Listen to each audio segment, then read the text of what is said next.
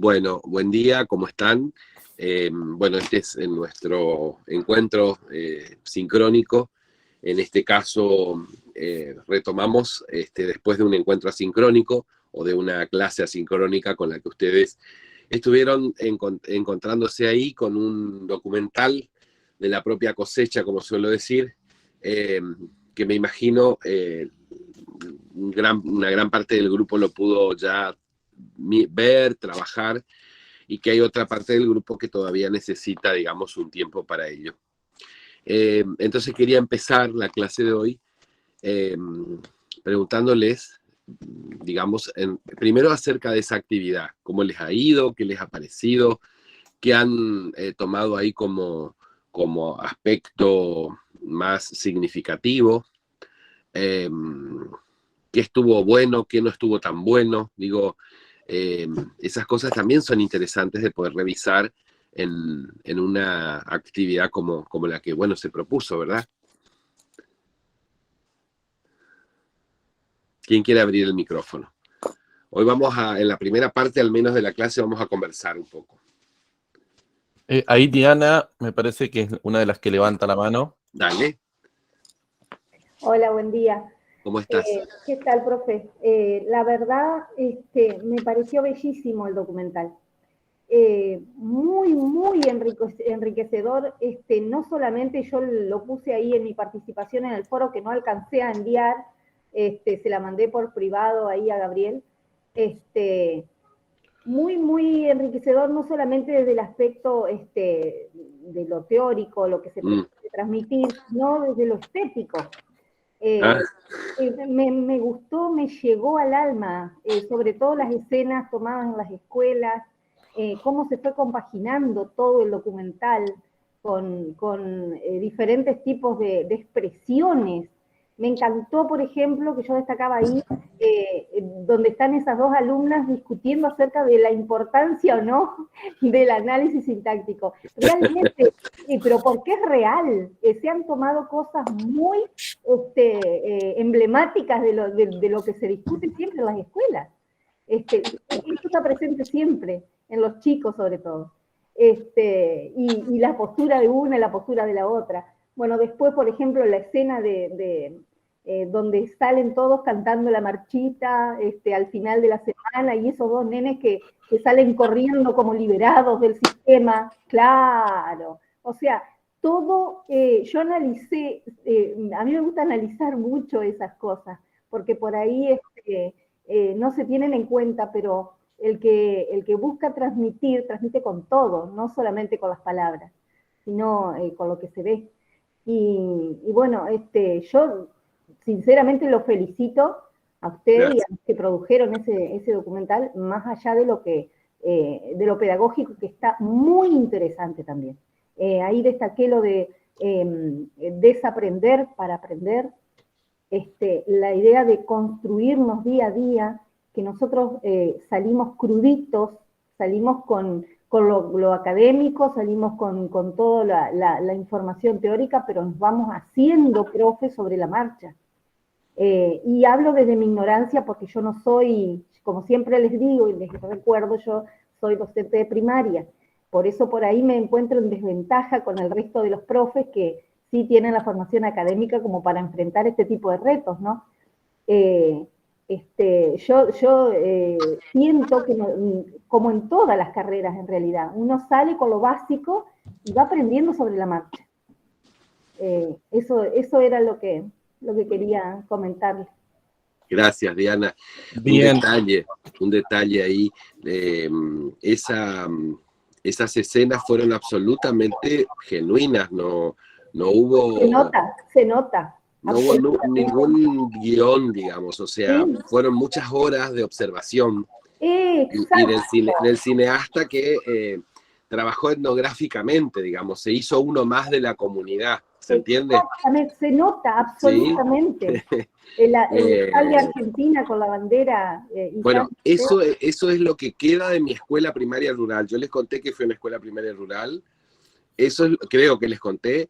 Eso es lo que queda, porque cuando yo iba a la escuela primaria funcionaba en otro predio a 1000 metros de ahí y era una escuela rancho.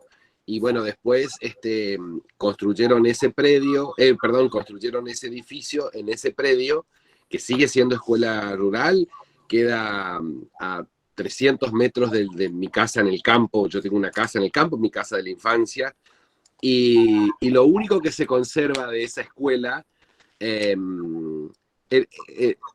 escúchame, el director y camarógrafo era Martín Farina, y yo que le di el guión, digamos, el contenido, así que no había más que nosotros. Después sí se hizo un trabajo en estudios de sonido, exactamente, el tipo sabe.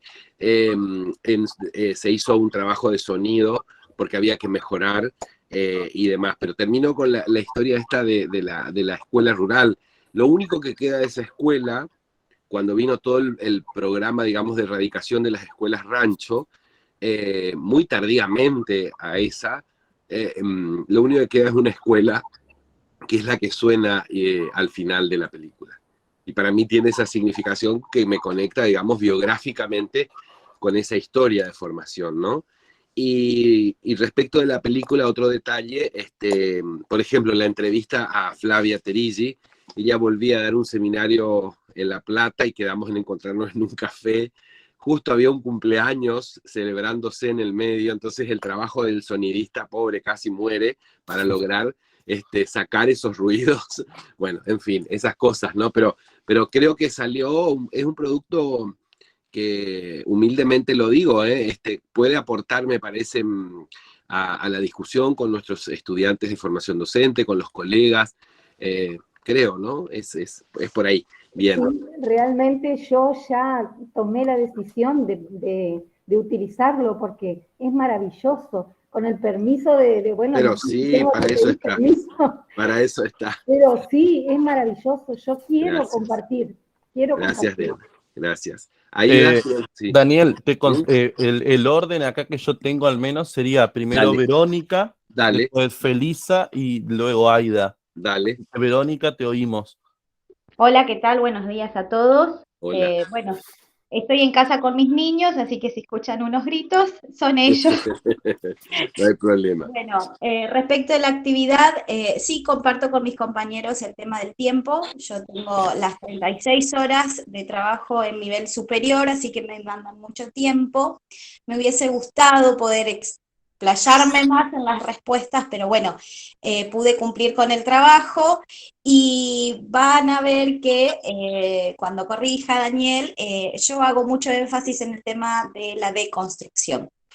Me parece un concepto sumamente apropiado en los tiempos que corren, y bueno, también lo iba a poner y después me arrepentí, que quizás el tema de el nombre, la construcción del docente, ¿por qué no podría ser la deconstrucción, ¿no? Del docente? La verdad es que poder revisar y volver a dar significados a todos los conceptos que trabajamos diariamente es algo muy importante en los tiempos que corren. Yo creo que nos preparamos para un alumno cuando nosotros nos formamos que no encontramos en el aula, porque esos 4 años de transitar la formación docente, cuando nosotros llegamos al aula, esos alumnos han cambiado. Entonces, es muy importante para mí poder siempre revisar nuestras prácticas docentes, no cuando nos formamos o cuando hacemos una capacitación, sino que debería ser un trabajo reflexivo continuo. Así que igual voy a esperar la devolución del trabajo para ver si tengo que volver a formular algo, y encantada también con el documental y todo el material bibliográfico que podemos trabajar en esta formación es de gran utilidad, y la verdad es que sí, que estoy muy, muy contenta con esta formación. He hecho otros cursos y a veces uno dice, podría haber sido la bibliografía más profunda o haber trabajado la temática desde otro punto de vista, y la verdad es que no, que me encuentro muy entusiasmada cuando leo, aprendo, y eso es maravilloso porque nunca dejamos de aprender. Así que bueno, ese es mi aporte. Gracias, Verónica, muchas gracias. Perfecto, ahora seguiría entonces Felisa Pereira. Hola, buenos días. Hola. ¿Cómo les va?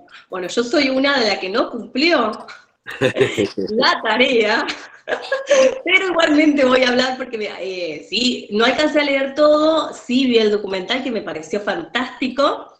Yo soy profe de arte, entonces había una profe que hizo un aporte que me pareció re interesante, esto de aportar un poco más el arte como para trabajar los contenidos de otro lado, ¿sí? A mí me pareció esa partecita que en realidad me gustó en todo, pero esa parte como que la tomo pero de mi lado. Nosotros, yo trabajo en el superior desde la práctica, entonces hay una partecita ahí que nosotros trabajamos mucho, esa parte del arte, yo estoy como digamos específica, entonces esa parte del arte trabajar, y me gustaría también recalcar esto de que en todos los profesorados ahora se está trabajando esto de la expresión corporal como para, no sé si llamaría relajar al otro como para poder que se anime a hacer ciertas cosas para que no estén tan estructuradas. Eso sería, digamos, como que estaría bueno como para seguir trabajándolo en todas las áreas, desde el arte.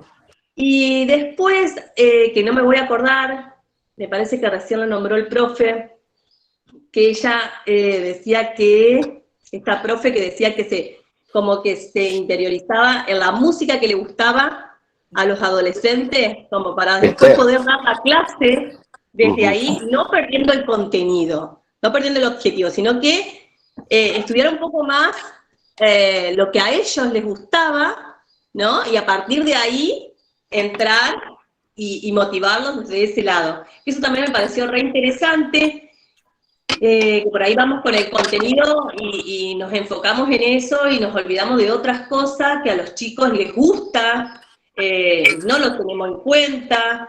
Entonces, bueno, por ahí nosotros de arte tenemos otra mirada, pero otros profes es como que van enfocados en el contenido y en enseñar y en la planificación, y no tienen en cuenta otras cosas, digamos, como esto de que decía esta señora de los gustos. Ella hablaba de los gustos musicales, por ejemplo, que a mí me pareció que estaba bueno también interiorizarnos en qué es lo que le gusta al chico, ¿sí? O al alumno en este caso. Así que, bueno, perdón, profe, pero después le entrego el trabajo completo. Bueno. Así que bien. muchas gracias. Gracias, Felisa. Bien, ahora es el turno de Aida Enríquez, te oímos. Hola, buen día a todos. Bueno, yo sí pude entregar, no con los tiempos como me hubiera gustado, así que también, si después hay correcciones o más tiempo, me gustaría hacer más aportes. Me encantó el documental, comparto con mis compañeras que desde ya que lo primero que pensé es, yo quiero que mis alumnos vean esto. Lo primero. Escuchar a las personas entrevistadas, un lujo. Pero la lectura también. Me gustó muchísimo y voy a tratar de ser lo más breve posible. Me gustó, bueno, cuando leo sobre los requisitos para ser maestra, puse patriarcado al lado, porque era, no podés ir a tomar un helado si no es con tu hermano, o unas cosas horrorosas, bueno, de lo que se pretende ser un modelo, proponiéndonos a nosotras como un modelo de algo. Lo que me encantó también que para tener en cuenta es esto que dice Philippe Miró, que la enseñanza es obligatoria, pero el aprendizaje es una decisión. Me pareció para seguir pensando, y esto de que también lo dice en la pedagogía de la autonomía, Freire, cuando habla de que tengo que respetar que el otro no quiera cambiar, o tengo que respetar que el otro siga en su pensamiento, o sea, no voy a... esa situación de respeto me pareció muy linda, que a veces la perdemos de vista. Después la otra cosa que me hizo reflexionar mucho es esto de las armas y las herramientas, porque creo que siempre estamos transmitiéndole a los chicos la imagen de que la vida es una lucha, es una desgracia, es eso muy argentino que tenemos de que estamos en la lucha, estamos sobreviviendo. Nunca es divertido, curiosidad, investigación, crecimiento. Siempre es todo como una cosa tan pesada y ahí tal vez matamos la creatividad, la ilusión, todo esto que decía el profe de arte, que es tan lindo, o sea, sus intereses, por qué vienen a la escuela, con qué sentimientos. Y eso me lleva al otro autor, a Menín, que Menín dice, depende del buen o mal carácter con el cual nos relacionamos con el otro. Me pareció una genialidad, porque nos pasamos hablando de ESI, de que los aprendizajes se dan únicamente en el contexto de un vínculo, todo el eje afectividad, y que Menín diga esto así descarnadamente, me encanta, que es poner las cosas como son. O sea, vas a lograr aprendizaje si tenés vínculos, si tenés ganas, si tenés esto que decía Esther. O sea, si a mí no me interesa lo que al chico le interesa, ¿por qué él se va a interesar en lo que yo le digo? O sea, no, me pareció, me hubiera gustado sinceramente tener más tiempo. Muy, muy lindo. Te felicito por el material, Daniel. Gracias, muchas gracias. Daniel, no sé si Soledad, habías levantado la mano, bien, pensé que te habías arrepentido, perdón. Te escuchamos entonces. Hola, buen día a todos, a todas. Hola. Bueno, en primer lugar, pude enviar el trabajo, pero me hubiese gustado poder escribir, desarrollar un poco más, como coincido con las compañeras anteriores en relación al tiempo. Me di sí el tiempo, me lo permití para la lectura. Y creo que me llevó eso, el tiempo me lo tomé en las lecturas de los textos. Fue fascinante, están todos marcados, los tengo acá a mano, están todos marcados, subrayados, escritos y demás. Quizás no me alcanzó el tiempo para la escritura como hubiese querido, por eso es bastante escueto mi trabajo. Una cuestión, bueno, primero felicitarlo por el documental porque es fascinante, fascinante. También un material maravilloso para poder seguir compartiendo y que siga rodando por distintas aulas y distintos institutos, me parece fascinante. A mí coincido con las compañeras que decían en esto de resignificar y dar nuevos sentidos, fue una de las cosas que más no tanto, no más, pero sí me atravesó. Lo que más me gustó y creo que fue, por ahí rondó todo lo que escribí, es en esto de construirnos y construirnos como sujetos y en esto de la construcción de la identidad docente. Me parece muy, muy interesante desde ese lugar cómo nos vamos construyendo y deconstruyendo. Vengo en lo personal haciendo un trabajito particular en ese sentido y creo que lo llevé por ahí al escrito porque venía pensando en estos 10, 11 años de docencia, qué cosas antes me resonaban que hoy ya no me resuenan, qué cosas que antes desarrollaba y trabajaba con mucha pasión, hoy ya no, porque hay otras que forman parte de esa pasión hoy, porque no soy la misma de hace 10 años como docente. Entonces, me pareció reinteresante poder abordarlo desde ese lugar. Esther Díaz, yo la amo a Esther Díaz, que cada vez que la escucho es para mí fascinante y siempre hay algo que me asombra y me sorprende de ella cuando la escucho, digamos, es como no perder esa capacidad de asombro con ella. Y ahí sí un concepto, una idea que a mí me quedó, me atravesó, que es animarnos a crear esto del tiempo de creación en el aula, el tiempo de creación. Eso para mí es como que es lo que está faltando hoy, más tiempo, pero el poder regalarnos ese tiempo de creación en el aula y que la estructura de los tiempos curriculares, de módulos, horas, semanas, la organización, estructura, limita muchas veces ese tiempo de creación en el aula o en la institución, ¿no? Esto del arte del cuerpo también, ¿dónde está el cuerpo? Esa pregunta de esa profe ahí al final, me parece muy interesante, lo vengo trabajando, si bien no soy del área de expresión corporal, pero me fascina el teatro, así que llevo a su vez eso al aula. Y también me resonó eso cuando hablaban de que cada vez se nota cuando hay docentes que tienen acceso, digamos, a diferentes ámbitos, sectores de la cultura, ¿no? Del teatro, la música, el arte, cómo se ve reflejado eso también en las prácticas. Y eso cuando lo escuchaba, yo dije, claro, o sea, a mí me gusta el teatro, me gusta la poesía, me gusta la música, me gusta el arte. Bueno, eso está, está en las clases.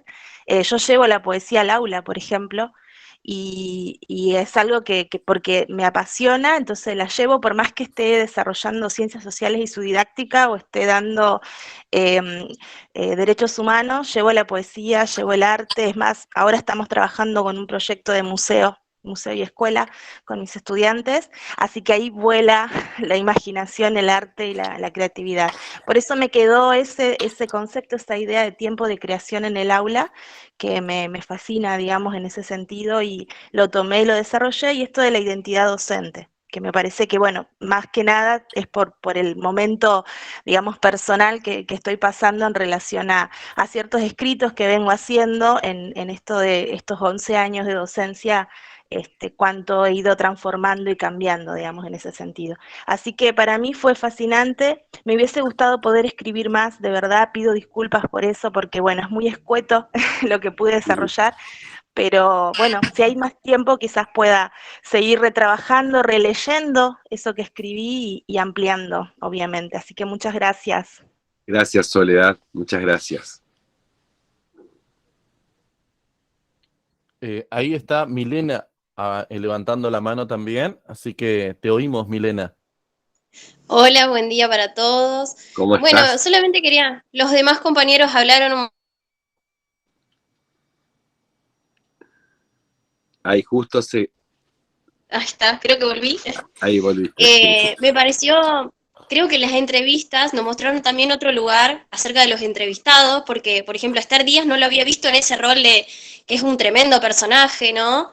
Sí. Y a Eso es en tu otros casa. que los miraba y decía, claro, ahí están exponiendo lo que son y supongo que las clases también lo deben ser, pero nosotros siempre los vimos exponiendo en grandes jornadas, Sí. sentados ahí adelante, y sentí que es como un trato mucho más cercano.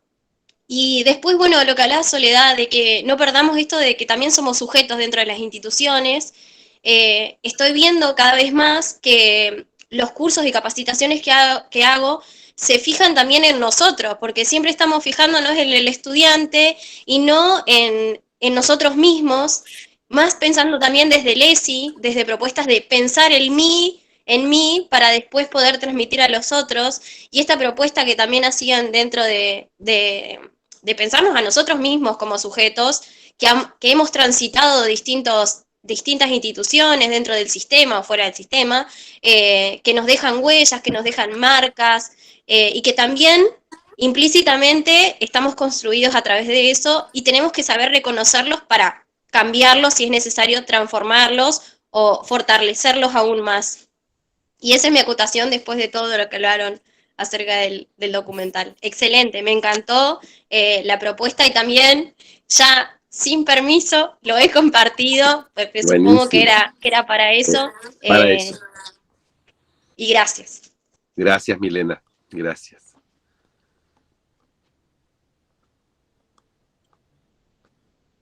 Ahí está. Tania ahora sería la que vamos a oír.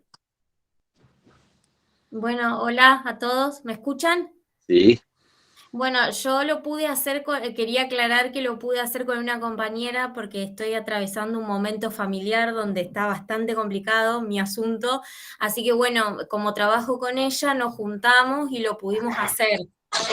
No sé, si hay alguna cuestión me la hacen saber después. Y después que como yo soy profe en filosofía, la verdad que estoy acostumbrada a este tipo de lecturas, a varias ya las conocía, y bueno, como Terishi, como Esther Díaz, la verdad que es una genialidad, y yo estoy dentro, digamos, sigo mucho esa línea, y sí, y con mis gurises estoy todo el tiempo, digamos, poniendo el cuerpo, así que con la creatividad, y por ahí cuesta mucho desterrar esto de el profe que va, digamos, y que da el contenido. Hay todavía esa fosilidad, como yo le digo, así que bueno, Nada, a todo coincido con lo que han dicho y no quiero extenderme más, pero sí, como soy profe en filosofía, la verdad que me encantó la parte de Esther Díaz, una genia, así que bueno, eso.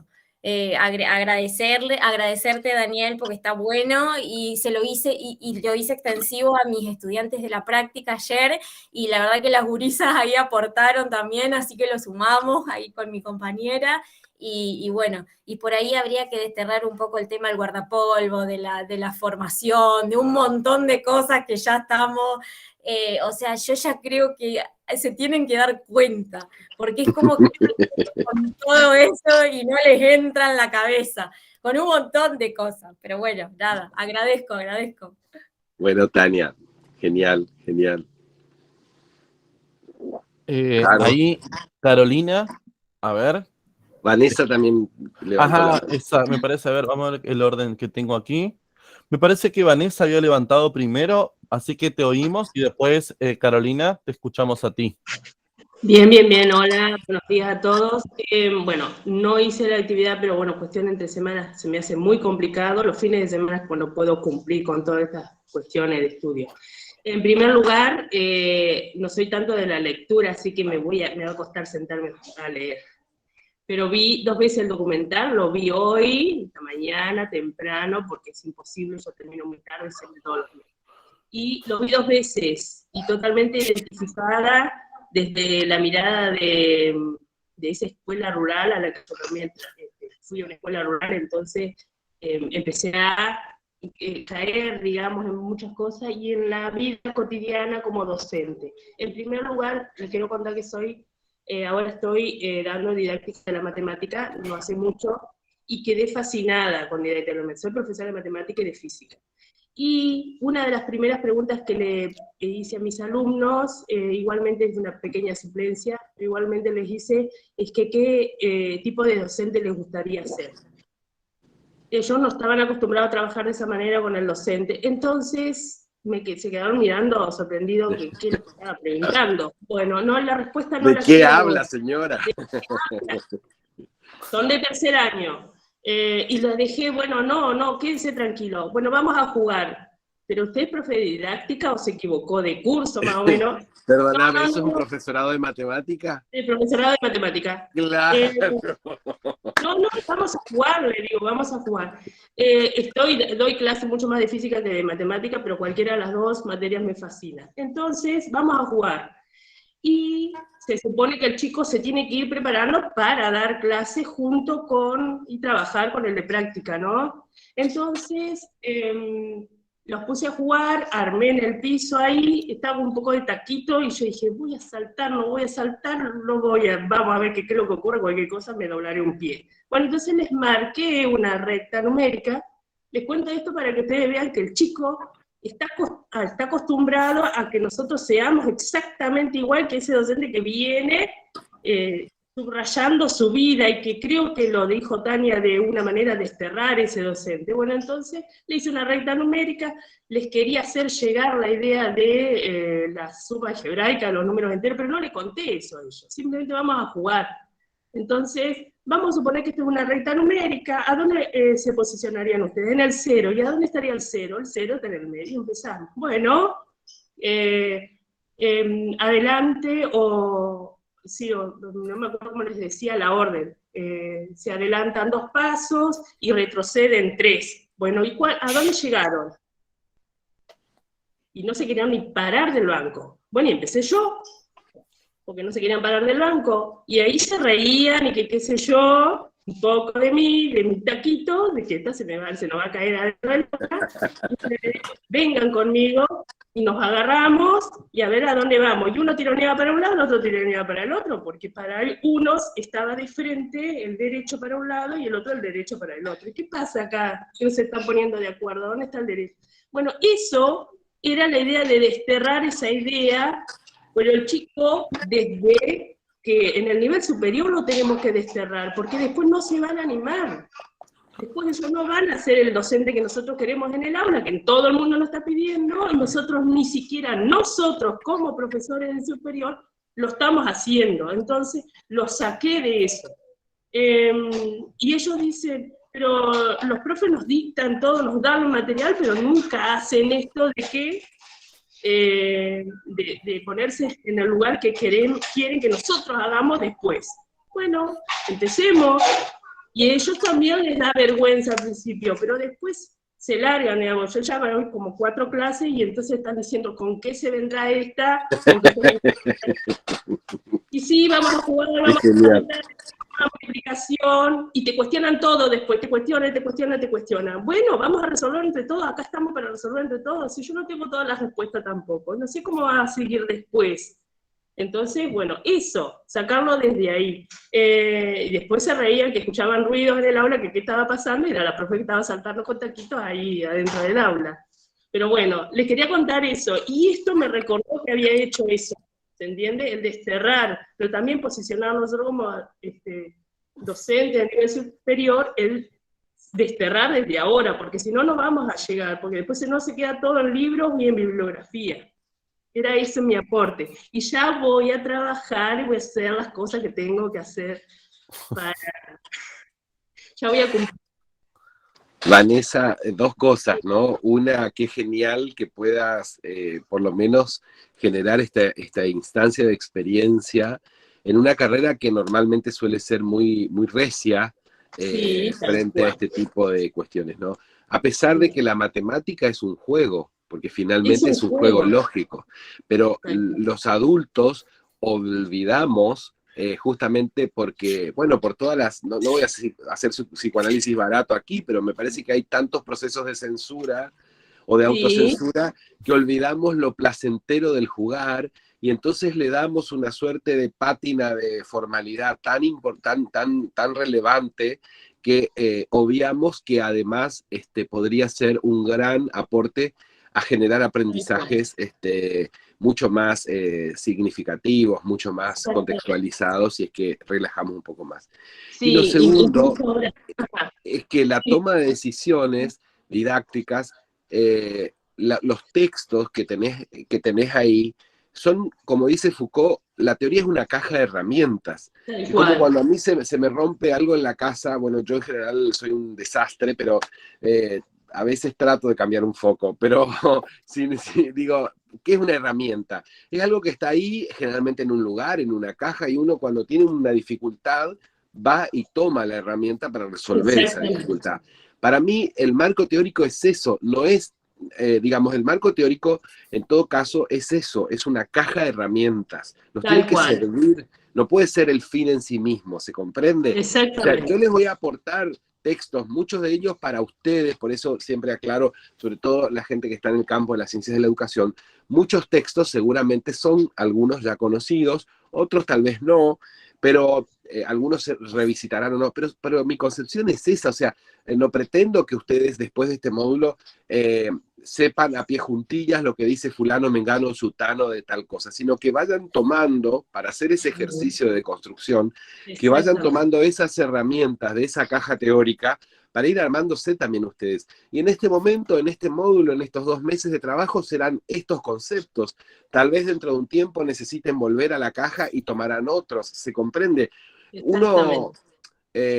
por eso lo que decía, no recuerdo quién de ustedes decía, bueno, volví a releer algunos textos y me volví a encontrar con otras cosas, y eso nos pasa, ¿no? Bien, eso te quería decir, como para... Sí.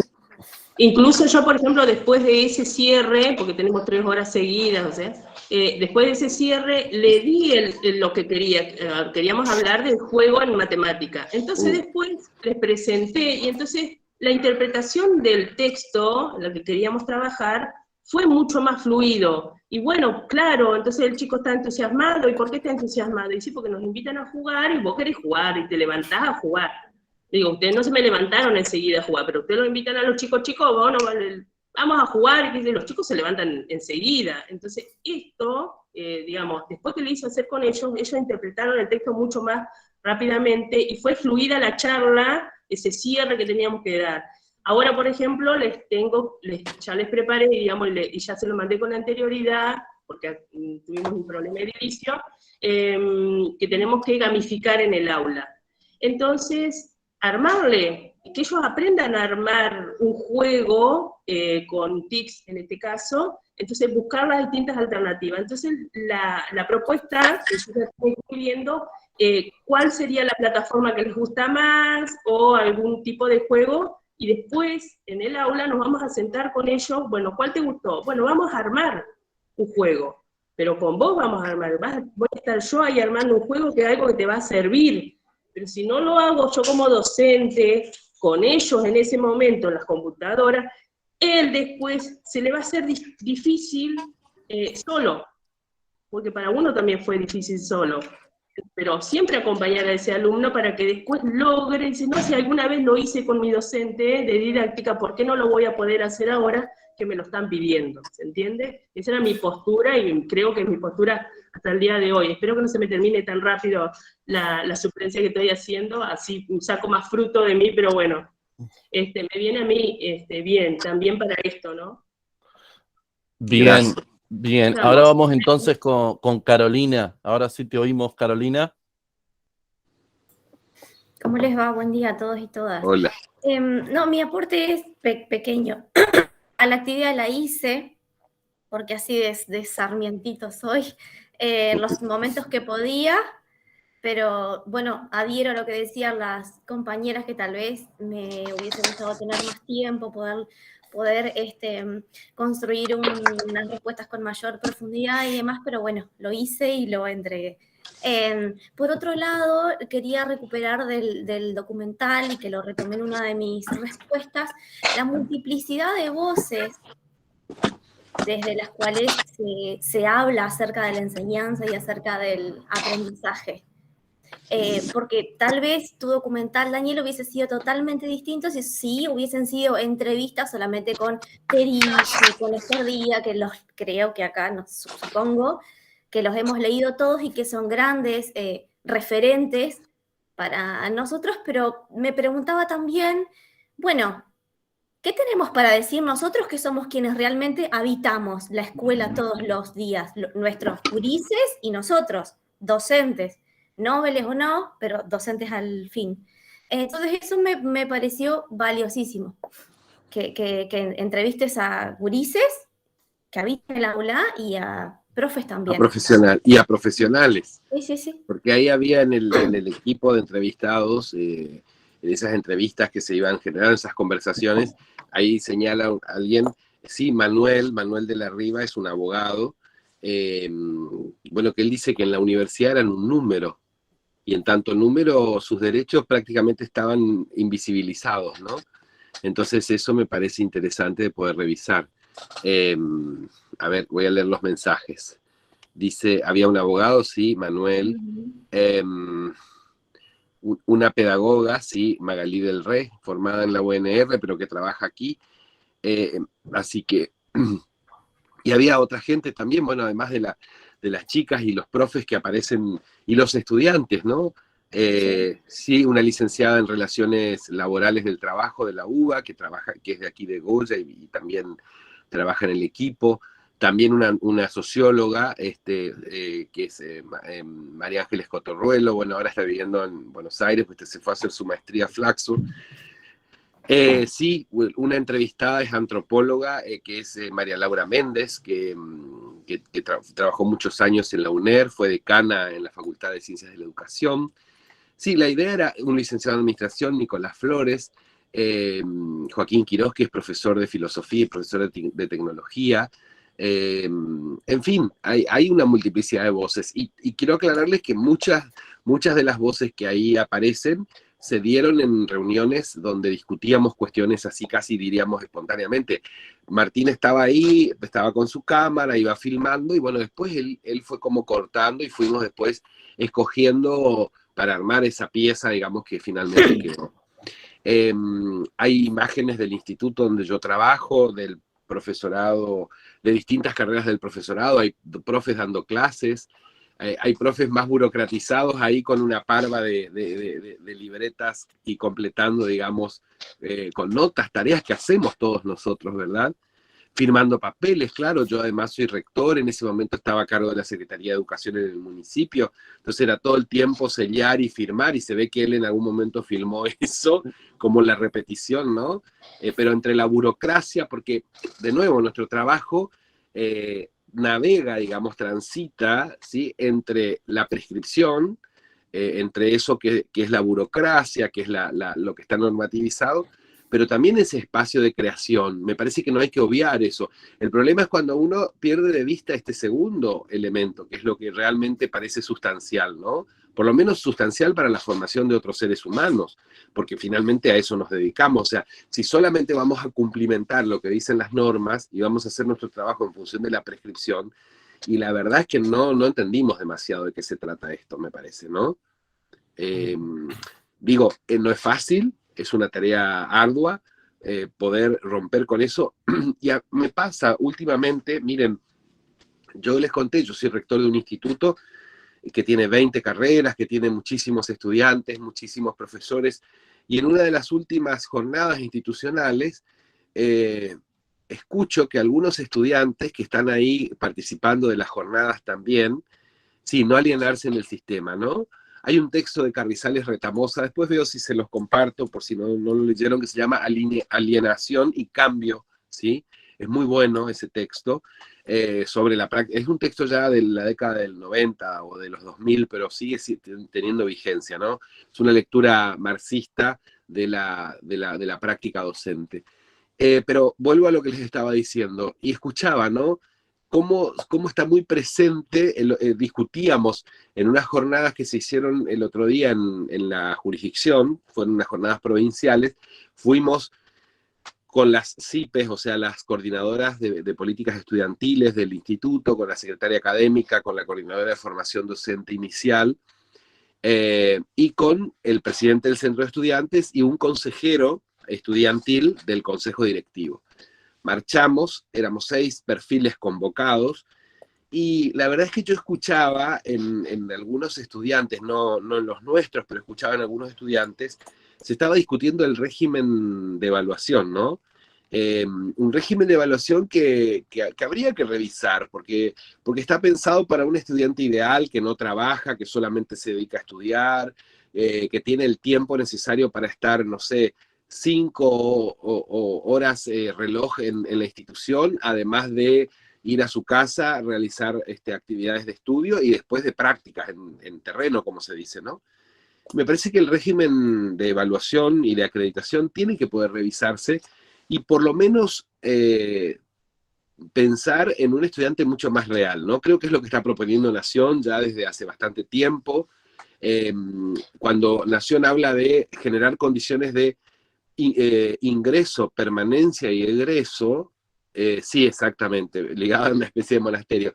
Pero claro, el problema es que con ese modelo ingresan 50 y se reciben 4. O sea, el nivel de desgranamiento es demasiado alto y a nadie se le cae un anillo, digamos, cuando pasa eso. O sea, si tenemos 50 ingresantes y después cuando termina la corte, después de 4 años de carrera, egresan 4, la verdad que a nadie, pero ahora sí al sistema empieza a interesarle eso, porque no es que seamos buenas instituciones formadoras por la cantidad de estudiantes que expulsamos. Somos buenas instituciones formadoras en la medida en que somos capaces de generar condiciones para que permanezcan. Algunos se va a ir porque tal vez vino a buscar algo y no encontró lo que buscaba. Otros tal vez porque encontraron, no sé, el amor de su vida y es millonario, millonaria, y bueno, buenísimo, genial, ¿sí? Yo haría lo mismo, ¿sí? Lamentablemente no tuve esa chance, ¿sí? Otros tal vez se van porque, bueno, se mudan de jurisdicción, porque se casan, tienen hijos, qué sé yo, no sé. Hay circunstancias, pero no puede ser que, que tengamos una tasa del 90% de deserción, digamos, de abandono. ¿Se comprende? O de trayectorias discontinuas. Sí, Verónica, ya te doy la palabra, pero lo que estoy planteando es esto, o sea, es serio el tema, y eso implica un replanteo. Me parece que escuchaba, y termino esta idea, a muchos estudiantes con el discurso de la meritocracia, o sea, diciendo, y nadie duda de que es así, diciendo, bueno, pero si yo pude, si yo hice el esfuerzo, y yo entonces cumplí, claro, pero es que tal vez tus condiciones de punto de partida sean diferentes, ¿entiendes? Me parece que ahí es donde nosotros como institución, sin perder de vista el esfuerzo que hace que le pone pilas y tiene, digamos, esa dedicación, no nos perdamos la posibilidad de que tal vez muchos de esos que se van podrían quedarse si nosotros generamos otras condiciones. ¿Se entiende? Porque muchos se van no porque no quieran estar ahí, sino porque el sistema los va expulsando. Miren, yo les cuento, no sé cómo es en Entre Ríos, pero nosotros tenemos dos categorías de alumnos, el alumno regular y el alumno libre. Y el alumno regular, o sea, tenemos materias promocionales y materias con régimen común, que es con examen final, con tribunal. El alumno regular es aquel que cumple ciertas características y el alumno libre es aquel que no llega a cumplir esas características y entonces tiene la posibilidad de rendir el examen escrito y oral, ambos eliminatorios y programa completo y demás. Pero el problema es que si vos quedaste libre en una materia, por ejemplo por falta, y muchos casos tienen que ver con alumnos que trabajan, no porque digamos no estudien o les cueste, sino porque no pueden asistir, porque tienen trabajo, tienen que mantenerse o mantener sus familias. Esos alumnos, como están libres en una materia, miren la perversión, ¿no? del régimen. Para poder cursar, por ejemplo, práctica 2, ¿sí? Práctica docente 2, yo tengo que tener regularizadas didáctica y psicología educacional de primer año. Regularizadas. Si yo me quedé libre, vamos a suponer que yo no fui nunca, fui un chanta y tuve 2 asistencias a clase, buenísimo, está listo, tengo que recursar. Pero si a mí el sistema me permite rendir esa materia, porque no tuve, por ejemplo, el 85% de asistencia, pero tengo la posibilidad de rendir libre la materia, ¿cuál es el problema de que yo curse práctica 2? Porque finalmente yo estoy en las mismas condiciones que el regular para rendir. ¿La diferencia cuál es? El nivel de profundidad y de exigencia en el examen final. Pero eso lo digo yo, ¿se entiende? Porque yo estoy mirando lo que está pasando. Pero desde los escritorios a veces no se ven estas cosas. Y además, no me creo nada, pero yo soy el que recibe a los estudiantes cuando vienen y plantean estas situaciones. Profe, no puedo hacer práctica 2, por lo tanto, se le va un año más por práctica 3, por lo tanto, un año más por práctica 4. O sea, la carrera de 4 se le fue a 7 años. ¿Se comprende lo que estoy diciendo? Esas cosas también hay que mirar. De eso también se trata el trabajo. Perdón, Verónica. No, por favor, Daniel, era para contarte una experiencia personal. Yo trabajo en Residencia 4, el profesorado de tecnología, y tengo una alumna que trabaja de administrativa en la misma institución y no se le otorgó el permiso para poder cursar sus prácticas en la misma institución. También esto de tener ya docentes haciendo otra carrera y por esta cuestión laboral no se homologa o no se les da el tiempo que necesitan para cursar sus prácticas. La verdad es que me pareció algo terrible cuando me encontré con eso. Bueno, acá directamente no podría cursar. No se puede ser, según la normativa jurisdiccional, profesor y estudiante en la misma institución, lo cual es un contrasentido. En las universidades esto es absolutamente posible. Entonces, ¿cuál es la diferencia? ¿Se entiende? Digo, en una universidad vos podés ser profesor y a la vez estar haciendo otra carrera de grado o de posgrado, podés ser administrativo y formarte. Bueno, acá directamente no se puede. Está un tema. Bien. Bueno, ¿quién más? ¿Quién más quiere contar algo?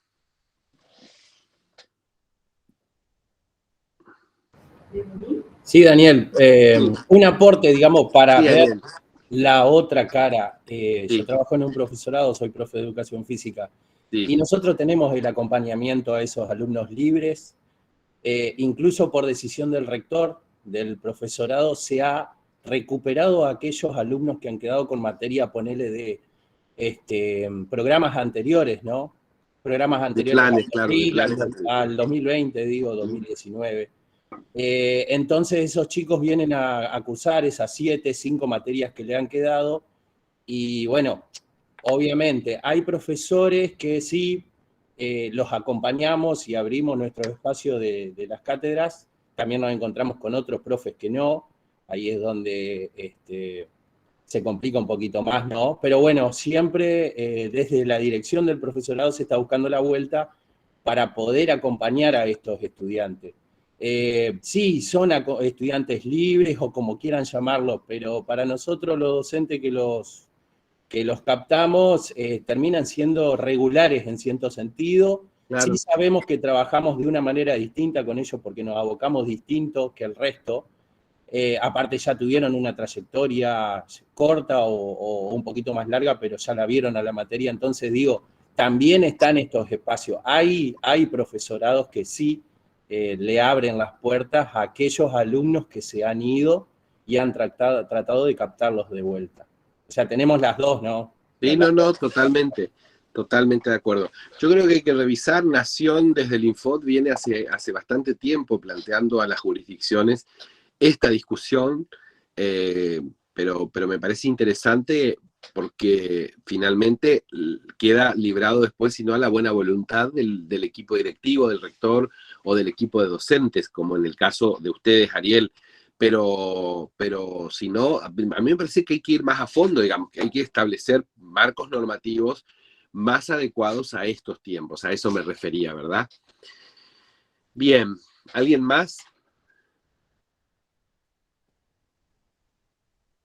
Bueno, no sé si después de última pueden, por supuesto, seguir conversando. Yo quería hoy hablar con ustedes acerca del marco referencial de capacidades para la formación docente. ¿Escucharon hablar de esto alguna vez?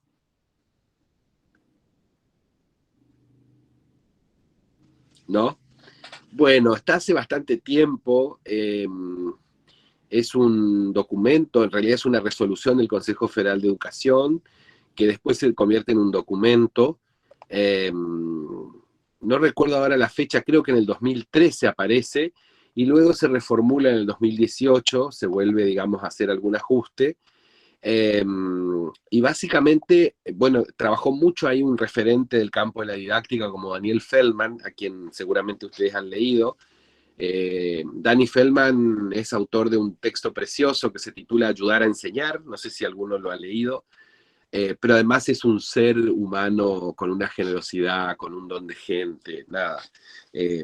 Un ser de luz, diríamos hoy, ¿no? En los lenguajes más actuales, ayornados a estas ondas. Pero básicamente lo que plantea, digamos, el Infod es que no sé, Juan, si vos pudiste abrir el PowerPoint como para presentar ahí. Sí, lo tengo. Sí, lo tranqui, comparto. sí, tranqui, sí. Bueno, lo que dice la normativa es que esta es una herramienta de política curricular que complementa y enriquece a las anteriores, que son los lineamientos curriculares nacionales y los diseños curriculares jurisdiccionales. Perdóname que te interrumpa, Daniel. Como yo, una vez que comparto, no los veo más, los perdí. ¿Se ve el material? Sí, se ve. Perfecto. Ahí está. Se ve. Esta es la filmina. Me parece que había una anterior, ¿o no? ¿Está? No, la siguiente. Ahí está. Bueno.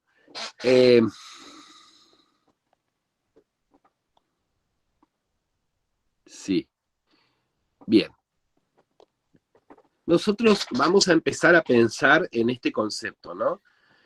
En primer lugar, vamos a ir como entrando de a poco en este concepto que significa la programación que hace el docente en la educación superior. O sea, nuestro trabajo, ¿en qué se diferencia nuestro trabajo profesional como docentes de un trabajo, digamos, profesional de otra área o de otra disciplina? Bueno, básicamente en que tenemos algunas tareas, algunas funciones, algunos roles que desempeñamos. Una de esas tareas es la programación de la enseñanza. ¿Y qué significa programar la enseñanza? Bueno, básicamente significa hacer un trabajo de anticipación. Planificar o programar implica anticipar. Esa anticipación de ninguna manera va a negar el azar, lo genuino que puede aparecer en el momento y demás. Pero sí, la anticipación es necesaria porque nosotros tenemos que saber, en primer lugar, de dónde partimos, por dónde vamos a ir y hacia dónde queremos llegar. Esos puntos de partida están prescriptos, ¿sí?, por varias cuestiones. En primer lugar, por el currículum, el diseño curricular. El diseño curricular de la carrera que nosotros, en las que nosotros trabajamos, surge a partir de unos lineamientos nacionales, de lineamientos curriculares nacionales, que los gestó el Infod a partir de su reciente creación en esa época, en el año 2008. Esos lineamientos curriculares fueron vinculantes en todas las jurisdicciones, los tuvimos que trabajar también regionalmente. Yo he participado activamente en la elaboración de los primeros diseños curriculares a partir de la reforma 2008-2010, cuando salen los lineamientos curriculares nacionales, y teníamos reuniones regionales y luego reuniones jurisdiccionales. Y cada región y cada jurisdicción iba tomando decisiones, porque hasta ese momento, ¿qué es lo que se había observado? Ustedes son muy jóvenes, pero lo que se había observado es que la reforma anterior, que es de la década del 90, del año básicamente 94, lo que establecían eran criterios institucionales para la elaboración de los diseños. O sea, una carrera de profesorado de educación X, ¿no? De primaria, por ejemplo, o de matemática, en un instituto tenía un plan de estudios y capaz que a unas cuadras de distancia en otro instituto la misma carrera tenía otro plan de estudios. Entonces, lo que entiende el Infod cuando recupera, digamos, esta idea de generar políticas federales y políticas, acuerdos federales para la formación docente, es parte de este diagnóstico. Hay más de 1.200 institutos en todo el país, y bueno, tenemos que empezar a mirar qué pasa ahí adentro. Lo que pasa ahí adentro es que cada instituto tiene planes de estudio propios. Entonces el problema, ¿dónde se hacía? Si alguien quería pedir, por ejemplo, pase, si quería ir de una institución a otra porque se mudaba, porque se iba a vivir a otro lugar o por X motivo, entre otras cosas, ¿no? O sea, era muy difícil homologar. El Infod entonces genera ahí una política de actualización curricular primero, y de establecimiento de lineamientos que son curriculares federales. Todo esto está en la web, ustedes si les interesa pueden buscar. Y como complemento de esto aparece este marco referencial de capacidades. Y aquí quiero hacer una aclaración. Básicamente, en nuestro país, la palabra competencias es una mala palabra. Yo estuve en el año 2009 participando de algunas actividades académicas en México, y ahí estaban, en la formación docente, estaban discutiendo la noción de competencia full. Y ellos después armaron un currículum por competencias, ¿sí? O sea, trabajaron esto. Tengo gente amiga que inclusive ha hecho estudios, investigaciones y demás sobre esto. En Argentina hay un cierto recaudo. ¿Por qué? Porque se sobreentiende que la idea de competencia está muy vinculada a una mirada muy prescriptiva. Para decirlo como solemos señalar así casi digamos en criollo, es muy conductista la mirada de la competencia, ¿no? Es como que si yo hago esto, produzco estos pasos, desarrollo este tipo de cuestiones, voy a llegar seguro a este resultado. Entonces el concepto capacidad es un poco más flexible en ese sentido. Lo que se busca es generar una suerte de plexo de habilidades y destrezas, por así decirlo, de capacidades que nos permitan abordar lo que implica justamente la formación de estos estudiantes que van a ser mañana colegas, ¿no? Docentes. Entonces, este referencial de capacidades contiene 6 capacidades generales y después, a su vez, se abre en 30 capacidades específicas. Sí, Mónica Coronado, la ubico, sí. Mónica Coronada, el concepto de competencias docentes, sí. Sí. Hay una cuestión que me parece interesante. Yo les hago esta pregunta, a ver si alguien se anima. Cuando ustedes toman una cátedra por primera vez en un instituto, ¿cómo arman su programación, planificación o programa? No sé qué le piden. Cuéntenme, a ver, alguien que abra el micrófono y me cuente así rapidito. Dale, Vero. ¿Qué tal, Daniel? Vos sabés que cuando a mí me pasó eso, por primera vez tuve que armar una planificación de una materia Hace un tiempo, hace 2 semanas, nosotros tuvimos una reunión institucional donde se trabajó el RAM y el ROM. Y nos enfocamos en esta temática de la planificación y de cómo lo trabajamos. Y lo único que nos sugerían desde la Secretaría Académica era que miremos el diseño curricular de la carrera. ¿Qué es lo que propone el diseño? Yo me he encontrado con materias como educación comparada, UDIs y talleres que no tienen más que 4 líneas de sugerencias. Tanto de contenidos como de metodología.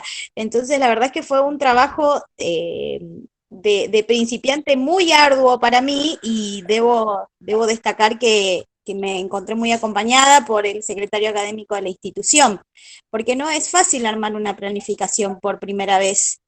Y creo que esta mirada de la desconstrucción y de la revisitación o del revisitar, deberíamos hacerlo respecto también de este concepto, ¿no? De cómo comprendemos nosotros la planificación y qué vamos a plasmar en ella, que es tan importante para los alumnos en su trayectoria. Sí, totalmente. Bueno, a mí me pasaba cuando tomaba cátedras por primera vez, me pasaba que por un lado tenía el diseño curricular, ¿no? Pero el diseño curricular es apenas una propuesta de mínimos, o sea, son los contenidos mínimos que debe contener esa planificación. Y después decía, bueno, pero esto lo armaron colegas que tomaron de algún lado estos contenidos. Sí, efectivamente. Entonces estaban los lineamientos nacionales. Los lineamientos nacionales están elaborados por el nivel de expertos, digamos. Por eso que se llaman expertos, ¿sí? Del campo de la educación o de cada campo teórico, ¿no? Perdón, de cada campo disciplinar. Matemáticos, físicos, historiadores, geógrafos, etcétera, etcétera. Miraba los lineamientos. Y después, como había por ahí un desfasaje, eso fue en determinado año, por ejemplo en el 2008, y yo tenía que tomar la cátedra para darla en el 2015-16, ¿saben dónde iba? Iba a mirar un poco el estado del arte, eso que se llama el estado del arte, o sea, el estado de situación de esa disciplina. Si me tocaba, por ejemplo, enseñar una disciplina nueva, ¿sí? que yo no había programado antes, iba a mirar qué se estaba enseñando en las universidades y qué aparecían como líneas de investigación en relación a ese campo teórico. Y allí entonces me daba una idea, me hacía una composición de lugar respecto de por dónde iba la actualización disciplinar. Entonces, son como varias cosas, ¿no? Por un lado, el diseño curricular, ¿sí? Que es lo prescriptivo. Por eso es que los secretarios académicos o los rectores decimos, miren el diseño curricular. Ese es el mínimo, es el punto de partida. Miramos los lineamientos nacionales, porque ahí hay un trabajo de la comunidad académica experta que elabora esos lineamientos. Y después miramos qué pasa con una materia homóloga o con un nombre semejante en las universidades. Y ahí, bueno, los que somos del campo de la filosofía o de las ciencias de la educación, miramos si vamos a dar, por decirlo, sociología de la educación, qué están dando, no sé, Emilio Tenti Fanfani en Sociales de la UBA, qué da Karina Kaplan en Ciencias de la Educación de la UBA o en La Plata, etcétera, etcétera. O sea, vamos mirando y vamos comparando. Son programas muy diferentes, pero nos dan una idea de por dónde va la actualización. O sea, más allá de lo que nos prescribe el currículum, vamos tomando después líneas de abordaje mucho más actuales que están vinculadas a las cátedras que tienen no solamente el trabajo de enseñar, sino además de investigar. Entonces, eso propio producido, que es la investigación, nos dan un panorama del estado del arte, de por dónde anda la actualización de esa disciplina. Pero a eso se suma esto, que son el referencial de capacidades. ¿Y qué son las capacidades? Ya vamos a leer, le vamos a pedir a Juan que lea, pero básicamente, ¿qué son las capacidades docentes? Son lo que nosotros, son una aspiración, escuchen esto, son la aspiración a construir durante 4 años como desempeño futuro de nuestros egresados. Es eso. En 4 años deberíamos poder lograr que nuestros egresados, además de aprender las materias que enseñamos en términos de sus contenidos disciplinares, aprendan estas cosas, aprendan estas capacidades. ¿Podés, Juan, mientras vos lees esta primera placa? Dale. Sí. Ahí voy entonces. Capacidades para la formación docente, marco referencial de capacidades profesionales. Es una nueva herramienta de política curricular que complementa y enriquece a las anteriores, los lineamientos curriculares nacionales y los diseños curriculares jurisdiccionales. Es común a todos los profesorados de gestión estatal y privada del país porque pone el énfasis, en las capacidades profesionales que deben ser promovidas en quienes se forman como docentes, más allá de la especificidad de las culturas de cada jurisdicción y de los requerimientos particulares vinculados con los niveles y modalidades del sistema educativo en los cuales se van a desempeñar y de las áreas o disciplinas que van a enseñar. Este marco referencial propone 6 capacidades generales comprensivas del quehacer docente y 30 capacidades específicas, solo mencionamos algunas, que desagregan a las anteriores.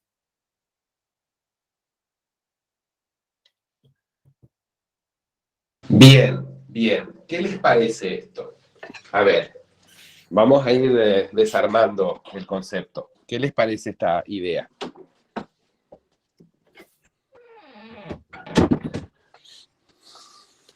¿Alguien se anima? Nunca habían escuchado este concepto. No, ¿verdad?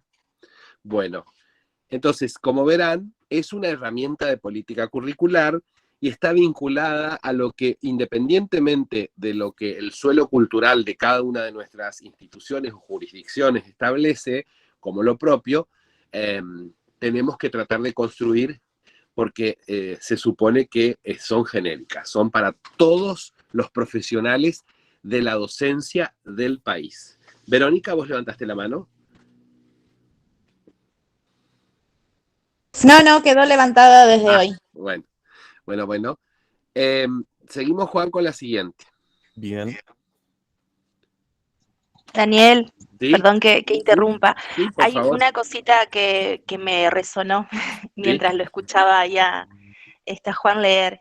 Esto que son generales para Sí. todos y todas, me resuena, ¿no? Como esto de generalizar, de que todos y todas tenemos que, ¿no? O sea, eso Pero, a ver, en el sentido de que todo médico, ¿sí? O todo abogado, o todo contador, o contadora, o médica, o abogada, ¿sí?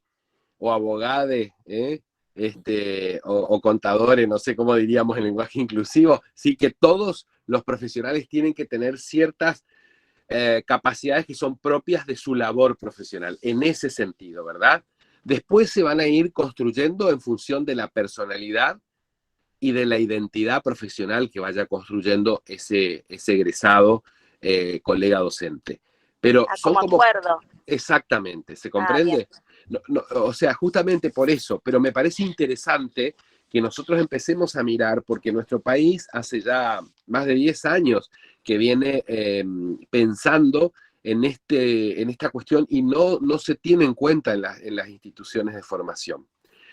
No, porque yo no lo conocía, digamos. Claro. Creo que la gran mayoría nos pasó acá que no conocíamos, digamos. Y hasta ahora no encontré ni uno que me diga que sí. Sí. Miren lo que dice, miren lo que dice acerca del objetivo y estructura. Dice, el objetivo del marco referencial es explicitar con claridad un conjunto de capacidades profesionales para que orienten a los institutos, sus directivos y profesores en la tarea de enseñarlas a través de un trabajo sostenido por diversos equipos en periodos que involucran la trayectoria formativa de distintas cohortes. Estos son sus principales destinatarios, además de los estudiantes, de los profesorados, que de esta manera estarán en condiciones de identificar dichas capacidades en las propuestas formadoras y valorar su grado de concreción. Para definir cuáles integran el marco, se ha acordado tomar como punto de referencia o punto de partida el capítulo 3 de los lineamientos curriculares nacionales aprobados por Resolución 24/2007 del Consejo Federal de Educación, la docencia y su formación. Yo creo que en el primer módulo ustedes habrán hecho alguna referencia a esta Resolución 24, ¿verdad? En el módulo donde trabajaron aspectos normativos. Entonces, lo que dice es, se entiende a la docencia como, en esa resolución, una práctica pedagógica construida a partir de la transmisión de conocimientos y de las formas apropiadas de ponerlas a disposición de los estudiantes. Una práctica de mediación cultural, reflexiva y crítica. Un trabajo institucionalizado que se lleva a cabo en el marco de la construcción colectiva de intereses públicos. Una profesión cuya especificidad se centra en la enseñanza, entendida como acción intencional y socialmente mediada, y que esta caracterización de la docencia, complementada a los lineamientos curriculares nacionales, con un listado de 16 capacidades, fue tomada como punto de partida para definir las que se incluyen en este marco referencial, que están organizadas en 6 grandes capacidades y a su vez que se describen después en 30. Bueno, vamos a mirar estas capacidades. Fíjense que la primera dice dominar los saberes a enseñar. Esa es la capacidad general. Todos nosotros, cuando formamos futuros colegas, pretendemos, básicamente, que sepan el contenido que después van a enseñar. O sea, que en realidad no se reduce solamente a un contenido conceptual, por eso dice saberes, ¿sí? No dice dominar los contenidos a enseñar, dice dominar los saberes a enseñar. Hay saberes que van mucho más allá del contenido matemático, por ejemplo. Son saberes procedimentales, son saberes actitudinales, ¿se comprende? ¿Querés leer, Juan, cómo se desagrega esa capacidad? Sí. Específica. Dominar entonces los saberes a enseñar. 1. Producir versiones del conocimiento a enseñar adecuadas a los requerimientos del aprendizaje de los estudiantes. Ahí 2. vamos a aclarar. ¿Esto qué quiere decir? La famosa contextualización. La adecuación del contenido al contexto, al grupo, a esa situación, que de ninguna manera puede seriarse. No se puede dar en serie el mismo tema a todos por igual. Vamos con la otra. Seleccionar, organizar, jerarquizar y secuenciar los contenidos y establecer sus alcances en función del aprendizaje de los estudiantes. Somos nosotros, profesionales docentes, los que sabemos hacer eso, los que tenemos que aprender a hacerlo. Digo, si yo voy a un médico y le digo, mire, doc, necesito que me extraiga este forúnculo, por poner un nombre antiquísimo, ¿sí? Y me dice, bueno, pero ¿y cómo lo hago? Y no sé, doc. Y bueno, no sé, explícame cómo querés que lo haga. Y yo entonces le tengo que explicar, ¿se entiende? O sea, el profesional es el que sabe, digo, y el que prescribe. Puede cometer errores, ¿sí? Pero digo, es el que sabe, ¿se comprende? Y sabe cómo hacerlo de la mejor manera. Vamos a la siguiente. Actuar de acuerdo con las características y diversos modos de aprender de los estudiantes. No hay enseñanza en serie acá. 3. Entonces, identificar las características y los diversos modos de aprender de los estudiantes. Bien, eso se comprendió, ¿verdad? No, pero ¿cuál es la general de esa? Actuar, dice... Sí, es que ya lo leí, de actuar de acuerdo con las características y diversos modos de aprender de los estudiantes. Perdón, sí, tengo muy chiquito el PowerPoint acá. Y la cuarta sería... Tomar decisiones pedagógicas que reconozcan y respeten la diversidad.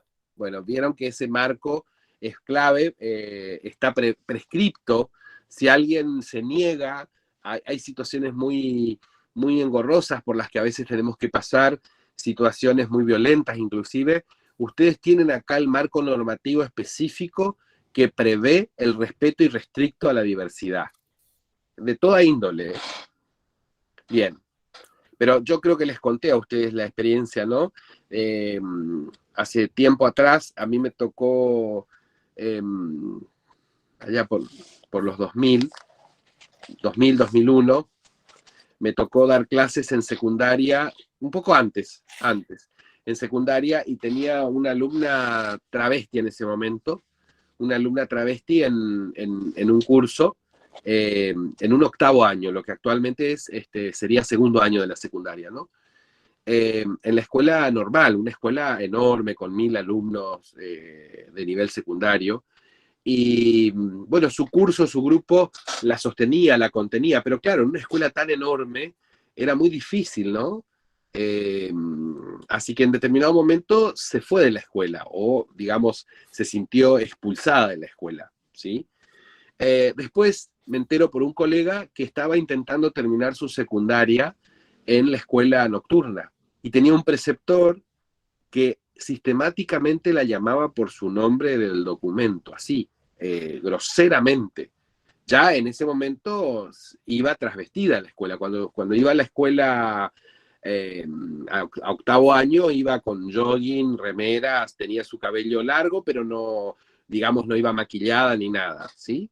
Podríamos decir era todavía una fisonomía andrógina, digamos, ¿no? Estamos hablando allá por el 99, 98, 99, 2000, por ahí ya no me acuerdo bien. O sea que indudablemente esa chica pierde la posibilidad de escolarizarse, digamos, se desconecta de la escolarización, no porque quiere, sino porque hay un contexto y vuelve, y la vuelven otra vez a someter a instancias de ese tipo, ¿no? Bueno, acá hay un parámetro para pararle el carro a alguien que se ponga en esa posición, ¿no? ¿Se comprende lo que estoy diciendo? Acá, pongo ese, puede ser cualquiera, étnica. Nosotros acá tenemos muchos estudiantes hijos de bolivianos, ¿sí? Aquí en una localidad vecina hay comunidad de bolivianos que vienen a trabajar horticultura. Y bueno, se han afincado, tienen sus familias, y en las escuelas primarias hay un proceso muy racista en ese sentido, ¿no? Bueno, acá hay un elemento clave como para a los maestros, porque a los maestros, a los profesores, decirles, no, mira, la ley establece el respeto irrestricto a la diversidad. ¿Se comprende? Bueno, como si los correntinos fuéramos entrerrianos, todos rubios y no sé qué cosa, ¿no? Chiste aparte. Bueno, malísimo. Bien, la otra capacidad, dirigir la enseñanza y gestionar la clase. Planificar unidades de trabajo de distinta duración para una disciplina, área o un conjunto de ellas. ¿Enseñamos eso a nuestros estudiantes? Independientemente de la materia que enseñemos, pero ¿enseñamos a nuestros estudiantes que puedan planificar de esta manera? Seguí, Juan. Establecer objetivos de aprendizaje. ¿Enseñamos a que puedan establecer objetivos de aprendizaje? Planificar y utilizar una variedad de recursos y tecnologías de enseñanza o producirlos. ¿Se entiende? ¿Qué se hace? Generalmente nuestros estudiantes cuando están en situación de práctica o residencia, o bien repiten el repertorio, ¿sí?, de recursos que nosotros usamos en la formación docente, que generalmente es hablar, hablar y hablar, o inventan solos. ¿Se entiende? Y se las ven. Miren, me pasa con el profesorado de agronomía. Nosotros tenemos un profesorado de agronomía que es el único que existe en la provincia, ¿no? Y resulta que tienen producción animal como materia en cuarto año. Y ellos en práctica 3 ya tienen que hacer prácticas de aula. Y a veces les tocan temas de producción animal. Entonces van a Wikipedia, van a tutoriales de YouTube. ¿Se comprende? Lo que hicimos todos en algún momento también, porque veíamos el desfasaje entre lo que se nos exigía, ¿sí? Digo, si uno tiene en cuenta eso, podría planificar su materia en función de estas cuestiones, ¿no? ¿Se va comprendiendo de qué se trata? Vamos a la siguiente, Juan. A la siguiente filmina. Bien.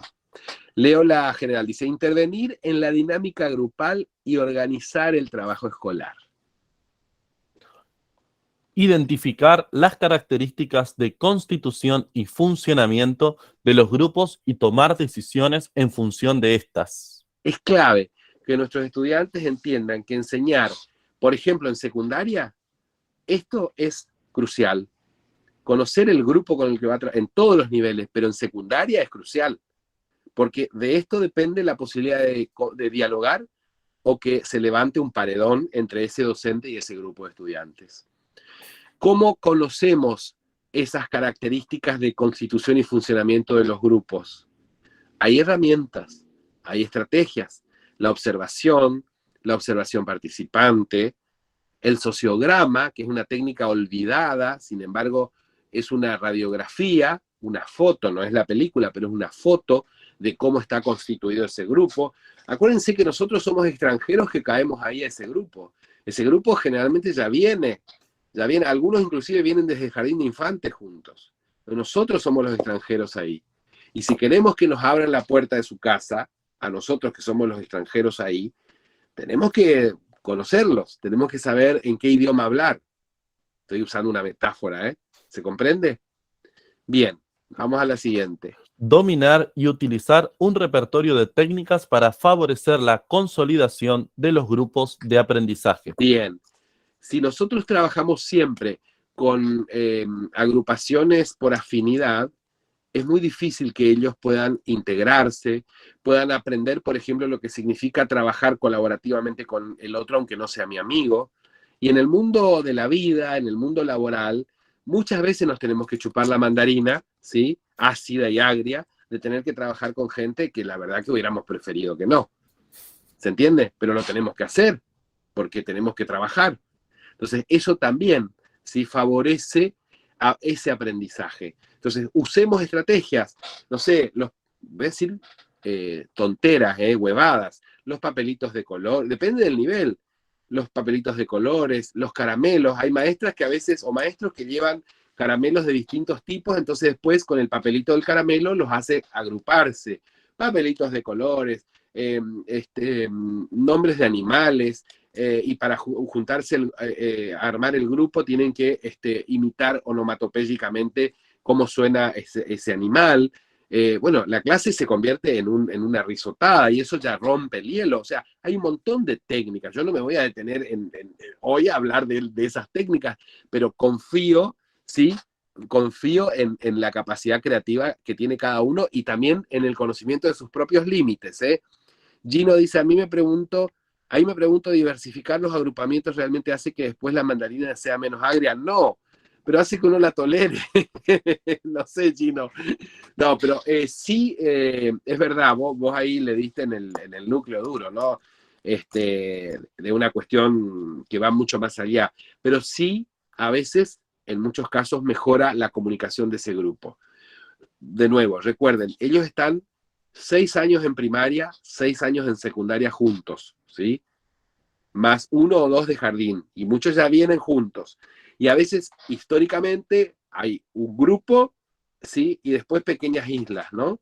Bueno, cuando nosotros, no el primer día, no lo hagan nunca jamás el primer día, ¿sí?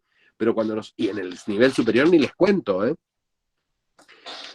Lo que sí para el nivel superior, yo les diría que para hacer trabajos de integración grupal, usen trabajos que se resuelvan en el aula, no trabajos fuera del aula. ¿Por qué? Porque las afinidades ahí están vinculadas a veces a las distancias. Entonces, los compañeros de estudio se arman, los grupos de estudio, todos lo sabemos, a veces se arman por cuestiones que están vinculadas sí a las afinidades personales, pero también a las distancias o a los tiempos. O sea, si ambos trabajamos en determinado horario y disponemos de este otro horario para estudiar, tratemos de ahí de por lo menos, pero sí en el aula, es muy duro, en el nivel, a mí me ha pasado enseñando ética y deontología profesional en el profesorado de matemática, tratando de hacer malabares para que me den artículo para romper sus agrupamientos.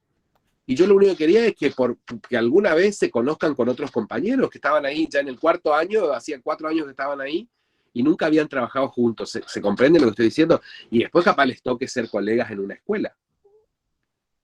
No sé si me siguen. Bien, seguimos, Juan.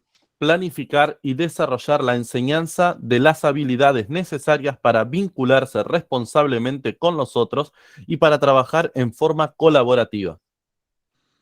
Bueno, tiene que ver con todo esto que estábamos diciendo, ¿verdad? Aquí me parece interesante pensar el concepto de lo colaborativo como aquello que tiene que tender a lo cooperativo, ¿sí? Porque miren, la Cava, la Ciudad de Buenos Aires, tiene mucho de aprendizaje colaborativo, pero finalmente es una colaboración casi individual, ¿sí? Es como la colaboración que hacemos cuando un colega tiene una necesidad en particular y todos decidimos colaborar con unos pesos porque está con un problema de salud o lo que fuere, ¿no? Lo cooperativo nos compromete desde otro lugar. Y en nuestro sistema educativo todavía cuesta meter el concepto, ¿sí? Miren que es un concepto antiquísimo, ¿eh? No es de este siglo, es del siglo pasado. Pero es interesante revisar ese concepto de aprendizaje cooperativo, porque nos compromete desde otro lugar, no desde lo que yo puedo dar individualmente, sino de lo que puedo construir colectivamente, ¿no? Bueno, pero acá dice colaborativo. Bien, seguimos. El quinto general es intervenir en el escenario institucional y comunitario. Bien. La específica dice identificar características y necesidades del contexto de la escuela, las familias y la comunidad. Sí, vamos a leer todas y voy a decir algo acerca de esto. Perfecto. Diseñar e implementar experiencias de aprendizaje que recuperen las características culturales y el conocimiento de las familias y la comunidad. Desarrollar estrategias de comunicación variadas con las familias con diferentes propósitos. Bien. ¿Cómo enseñamos esto a nuestros futuros colegas, que son en este momento nuestros alumnos en formación? ¿Cómo enseñamos? Es muy difícil, ¿eh? Hasta hace unos años, el único medio de comunicación válido que utilizaban las instituciones educativas era el cuaderno de comunicaciones. Antes de la pandemia, pero con la pandemia directamente explotó, el grupo de WhatsApp. No hay institución educativa. Si el otro día veía con un colega del instituto, tengo 52 grupos de WhatsApp. La verdad que me quiero matar, o sea, es imposible, ¿no? Pero tenemos 52 grupos de WhatsApp en común, así digamos. Lo que quiero decirles es esto, o sea, esas son comunicaciones finalmente que formalizan la distribución de información, ¿sí? Ahora, la comunicación es otra cosa, acá hay gente de comunicación. Verdadera comunicación y comunicación comunitaria es otra cosa, ¿eh? Eso implica varias cuestiones. En primer lugar, no ir como colonizadores o como conquistadores a un territorio que no es el nuestro, en el que siempre vamos a ser extranjeros, a menos que después podamos vincularnos genuinamente ahí. Y eso implica bajar los decibeles, ser muy respetuosos, muy abiertos. Este es un ejercicio de construcción muy duro, ¿eh? Y sobre todo a los docentes nobles les cuesta mucho, porque el terreno que pisan es muy frágil, es muy endeble, necesitan reforzar su propia identidad, necesitan mostrar que son profesores, que son maestros, que son docentes, que están haciendo patria. Y entonces en ese refuerzo a veces se pone la gorra, como decimos, ¿no? ¿Se entiende lo que estoy diciendo? ¿Me siguen? Entonces ahí me parece interesante poder revisar cómo nosotros nos posicionamos como formadores para aflojar un poco eso, para poder explicarles, conversar, charlar acerca de esto que en la historia de la pedagogía se conoce como alianza escuela-familia, ¿sí? La cuestión de la pedagogía, o sea, la alianza escuela-familia, ¿sí? Se construye a partir de este dispositivo. Bueno, los colegas de Ciencia de la Educación deben recordar, o tal vez todos si es que estudiaron pedagogía alguna vez, los famosos dispositivos, ¿no? El dispositivo escolar moderno se va como configurando a partir de varios componentes. Uno de ellos es la alianza escuela-familia. O sea, ¿por qué nosotros tenemos escuela? Escuela así dicha como en sentido genérico, y además dicha como, digamos, sinónimo de nivel inicial, primario, secundario, superior, universidad, ¿no? O sea, ¿por qué tenemos escuela? Tenemos escuela porque en determinado momento se la inventó, se la creó, ¿sí? En primer lugar. En segundo lugar, tenemos escuela porque hubo una serie de elementos que se configuraron para generar esto que llamamos dispositivo escolar moderno. Uno de sus elementos, ¿sí? Es la alianza escuela-familia. Pero la alianza escuela-familia, a diferencia de lo que nos parece así, digamos, en la primera oída, no significó, ni siquiera significa, un trabajo armónico entre la escuela y la familia. Al contrario. La alianza familia es el primer paredón que se levanta entre los profesionales dedicados a la educación o los maestros y profesores dedicados a la educación, y las familias. ¿Cómo se erige ese paredón? En la siguiente frase: señores padres, señoras madres,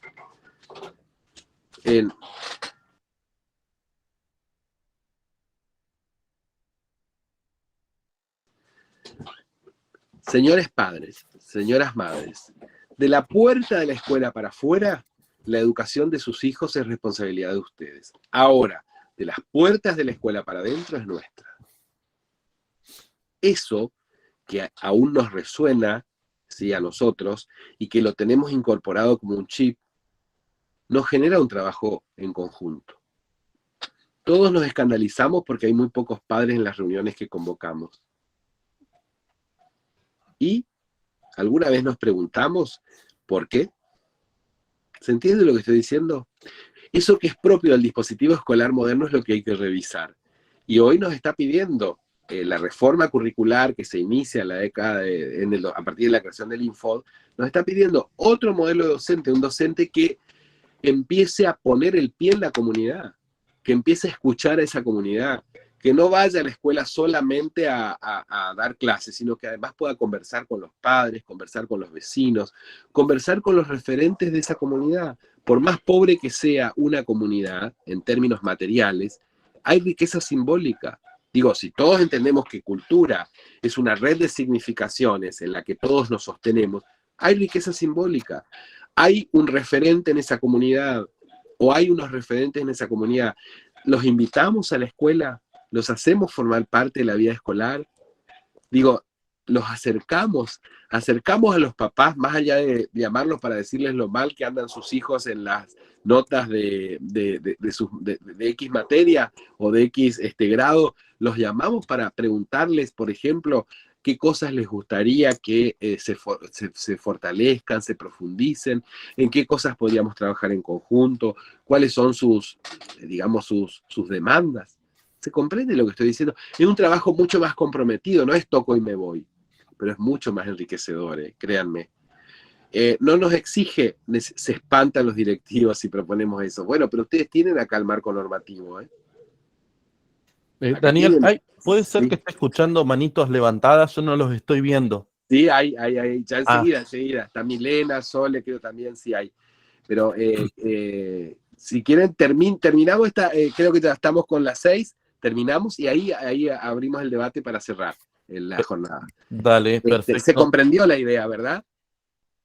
Bueno, vamos a... Sí, por eso, pero hay comunidades y comunidades totalmente, pero por eso es un trabajo profesional el que hay que hacer, No es que yo me voy a meter y bueno, capaz me cortaron la cabeza porque fui un tarado que me metí y no tenía idea. No, por supuesto, yo no estoy diciendo que hay que ir a meter la cabeza donde no corresponde, lo que estoy diciendo es que hay que generar apertura. Sí, Diana, tratamos, el tema es que hay que ver cómo lo hacemos.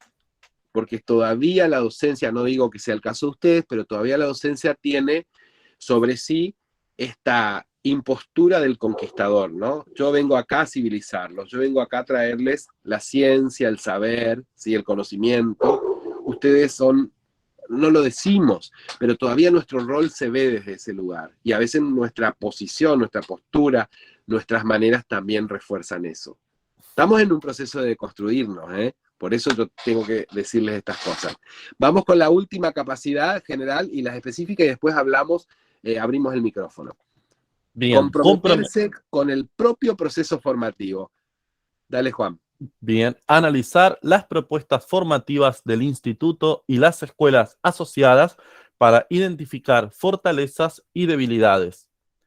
30. Analizar el desarrollo de las propias capacidades profesionales y académicas para consolidarlas. Bueno, podés si querés cerrar el PowerPoint para que puedas ver a todos, Juan. Y bueno, esto se supone que es un ideal, digamos, es lo que en 4 años de formación tendríamos que los profesores de institutos tratar de construir con nuestros estudiantes. Por eso digo que es un desafío, es un desafío.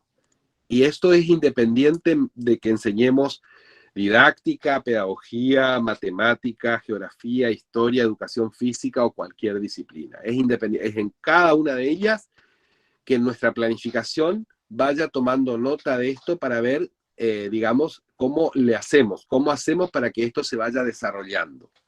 Esto era impensable en otros procesos formativos, porque, como dice Dicker en el documental, que es un poco la posición de las universidades, se cree que un docente con que sepa la disciplina, después ya la va a saber enseñar. Bueno, lo que nos dimos cuenta es que con eso no alcanza. Bueno, ahora sí, abrimos el micrófono y después les voy a hacer una propuesta de tarea para la próxima, tarea para el hogar. Abrimos el micrófono.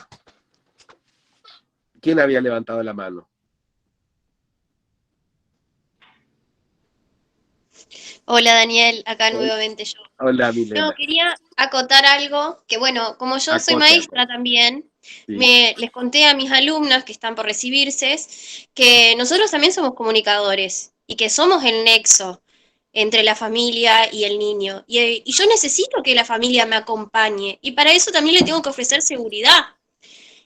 Cuando empecé a trabajar en primaria tenía que hacer una reunión de padres y digo, ¿qué tengo que hacer una reunión de padres? No tenía ni idea, porque claro, nunca habíamos charlado de eso en la formación. Digo, ¿para qué sirve? Me senté en mi casa a pensar, ¿qué hago en la reunión? Claro. Y bueno, ahí fue que mis compañeras me ayudaron, me dieron una guía y empecé a pensar en mí, en lo que yo tenía planificado para mi grupo y qué de todo lo que me habían ofrecido mis compañeras iba a tener en cuenta, ¿no? Y también durante la formación en ciencias aprendí esto de comunicar lo que deseo para mis alumnos, qué alumno quiero formar, qué es lo que quiero que sepa y comunicárselo a la familia, de qué forma comunicárselo, porque tengo que conocer a mi familia y si yo le empiezo a hablar así no me va a entender nada. Veo las caras nomás de los papás, entonces ver cómo les puedo transmitir eso también. Son muchas cuestiones que a veces no nos ponemos a pensar y son parte del día a día. Y de esto de remarcar que, bueno, romper con esa pared, y digo, necesito romper con esa pared para que mis alumnos avancen, necesito que la familia me acompañe. Y que tal vez acompañar significa volver a generar esto de que tiene que ver con la autoridad pedagógica, ¿no? De que crean en mí, de que tengan seguridad de que yo voy a cuidar a sus hijos y les voy a ofrecer lo mejor que pueda para que aprendan, y que eso también se transmita en casa, el valor del aseño, del respeto por mi compañero, de otras cualidades que también aprendo en la escuela, porque también les explico a los papás que no solamente venimos a aprender matemática y lengua, y también darles esto de conocer a los papás, porque también ellos se están deconstruyendo, están tratando de ayudar a sus hijos con una enseñanza que es la que nosotros queremos cambiar, ¿no? Y también charlarlos y contarles a ellos. Y eso lleva tiempo de escucharlos a ellos también, como decías vos, pero es como algo más para apuntar. No somos en secundaria, supongo que debe ser un poco más complejo porque lo que he escuchado es como, bueno, a los gritos tratamos de traer a los padres para que charlemos y siempre que tenemos que charlar es porque algo malo pasó. Y tenemos que intentar que no sea por eso, ¿no? Bien, yo creo que la escuela tiene mucho para aportar a las comunidades. Confío en que además nuestra capacidad de proactiva pueda tomar esto en cuenta, digamos, siempre, pero hay que hacerlo, hay que generar eso. No se da por generación espontánea. Y cuando un directivo por ahí se resiste, habría que mostrarle la normativa, eso está establecido como, por supuesto, no para entrar a pelear, sino para decirle, mirá, esto es lo que nos están pidiendo, desde tal año aparece esto, vamos a intentarlo, lo vamos a probar, vamos a ver. ¿Se entiende? Creo que por ahí va la cosa. ¿Alguien más quiere señalar algo? Yo quería comentar algo, Daniel, en relación a la comunicación que hoy hablabas, de la escuela, digamos, ¿no? Con las familias. Primero, en primer lugar, recuperar, creo que fue en la primera clase, algo que me quedó bastante presente, que es la capacidad de escucha.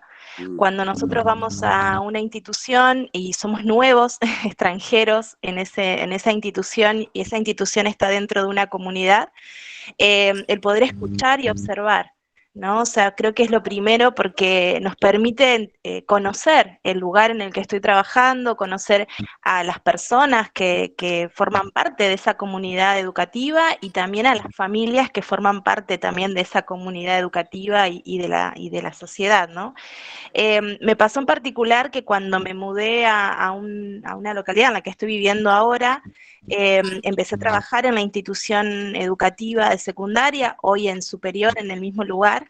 Esa mirada extranjera, digamos, y foránea que aún tengo, van a ser 10 años que estoy viviendo en esta comunidad, pero la sigo teniendo, observando cómo es la idiosincrasia, siempre digo, de esa comunidad, me fue permitiendo el poder ir viendo qué cuestiones, dónde sí y dónde no, y los modos y el cómo, eso que dijiste hoy, cómo hacerlo también.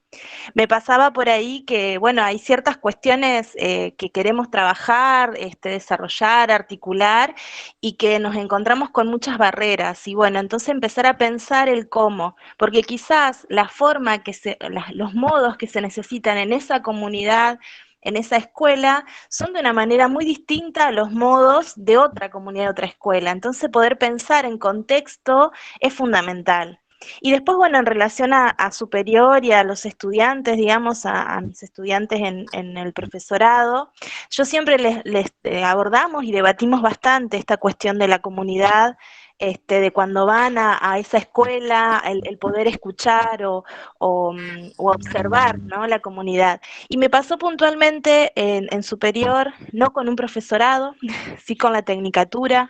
Yo estoy dando en la tecnicatura de agroecología, derechos humanos. Y ellos tomaron muy sorpresivamente unos textos que estuvimos trabajando en relación a sus prácticas profesionalizantes. Digo, ustedes cuando se reciban de técnicos, técnicas, van a ir a territorio, ¿no? O sea, van a estar trabajando en un territorio, en una comunidad con familias, y necesitan primero observar y escuchar, ¿no? O sea, escuchar a esas familias, escuchar cómo vienen trabajando la tierra, cómo vienen, trabajando, ¿no? ¿Cuál es su historia, ¿no? La historia de esas narrativas y esos relatos de cómo vienen haciendo su trabajo para poder, de alguna manera, brindarles la técnica que han aprendido ustedes en estos 3 años en relación a cómo transformar ese modelo productivo que vienen haciendo en un modelo agroecológico. ¿Cómo se llama la tecnicatura? Agroecología. Es la primera en la provincia y bueno, es pública. Ahora ya hay 2, pero fue la primera. Muy nueva, por cierto, la tecnicatura. Este año va a ser la primera promoción. O sea, hace 3 años que está la tecnicatura. Así que también en ese sentido la estamos como construyendo, por así decirlo, a la tecnicatura, más allá de que haya una resolución y un diseño. Hoy justamente cuando hablabas qué nos piden cuando tomamos un espacio curricular, esto de mirar el diseño, a mí me pasó, y justo también iba a comentar algo, pero después continuamos, que más allá de que derechos humanos sea un espacio que vengo dando hace 6 años en los profesorados, este año comencé a darlo en la tecnicatura. Y fue totalmente distinto. ¿Por qué? Porque el enfoque es otro. E incluso el diseño es muy acotado y apunta a qué son los derechos humanos, cuáles son las generaciones, etcétera, etcétera. Cosa que yo no lo abordo desde ese enfoque, ¿no? Y me pareció re interesante como desafío poder pensar cuál es el enfoque de la carrera, hacia dónde apunta esa tecnicatura. Y sobre todo es de agroecología. Entonces, digo, todo lo que pueda aportar desde el espacio tiene que tener ese enfoque, ¿no? Tiene que ver con los principios de la agroecología. Entonces, empecé a transformar toda esa planificación desde otro lugar, desde otro enfoque, desde el enfoque de la agroecología. Y obviamente que el diseño, lo que me decía el diseño, nada, o sea, muy poco de eso. Y lo del estado del arte fue así, es decir, bueno, me tengo que empezar a sentar a ver qué se está trabajando y abordando a nivel país y a nivel mundial en relación a la agroecología, cuáles son los principios, y a partir de ahí esa es la base, bueno, a partir de ahí empezar a abordar y a trabajar. La herramienta básica de los derechos humanos estaba, pero el enfoque que tenía que darle a este espacio curricular era muy distinto. Entonces, eso para mí fue un desafío, fue sentarme a buscar el estado del arte y empezar desde ahí a abordarlo y a trabajarlo, ¿no? Por eso me gustó cuando dijiste esto del el estado del arte de hoy, ¿de qué estamos hablando hoy cuando hablamos de Eso. agroecología? Soledad, Así me que encantaría conocer el proyecto de la carrera. No sé si es acceso público, me lo querés mandar después por mail. lo envío por mail la resolución de la creación de la carrera. Sí, Tiene ahí es los una contenidos, las materias. tiene ahí los espacios, los contenidos y demás.